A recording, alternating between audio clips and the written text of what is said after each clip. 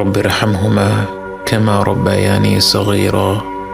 হে আমাদের রব, তাদের দুজনের প্রতি রহমত প্রদর্শন করুন, যেভাবে তারা শৈশবে আমাকে লালন পালন করেছেন। বাবা মা যে পরম স্নেহ মমতা দিয়ে একজন সন্তানকে লালন পালন করেন, সৃষ্টি জগতের কোনো কিছুর সাথেই তার তুলনা হয় না। এই মমতায় কোনো স্বার্থ নেই, নেই কোনো শর্ত। যখন আমরা আল্লাহর কাছে বাবা মায়ের জন্য দোয়া করি, আমরা পৃথিবীর পবিত্রতম মমতার কথা উল্লেখ করে রব্বুল আলামিনকে বলি, আমার রব, আপনি এইভাবেই তাদের উপর রহম করুন। বাবা মায়ের জন্য এই দোয়াটি পবিত্র কোরআনের মাধ্যমে আল্লাহই আমাদের শিখিয়েছেন। অথচ আমরা যদি শুধু বলতাম রব্বিরহামহুমা, এটাও একটা সম্পূর্ণ দোয়া।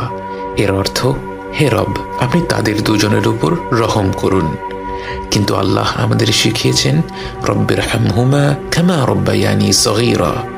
শৈশবে তারা কতটা স্নেহ মমতা ভরে আমাদের লালন পালন করেছেন, এ কথা উল্লেখ করতে গিয়ে আমাদের মনে পড়ে যায় তাদের অজস্র আত্মত্যাগের কথা। এই পৃথিবীর বুকে আমরা ভূমিষ্ঠ হওয়ার আগে থেকেই বাবা মায়ের আত্মত্যাগ আরম্ভ হয়ে যায়। রাত পেরাতে গর্ভবতী মায়ের ঘুম ভেঙে যায়, যখন তখন প্রচণ্ড ক্ষুধা পায়, শরীর খারাপ হয়, বমি হয়। বাবাকে সর্বদা সতর্ক থাকতে হয়, গর্ভবতী মায়ের যখন যা প্রয়োজন সেটার ব্যবস্থা যেন দ্রুত করে ফেলা যায়।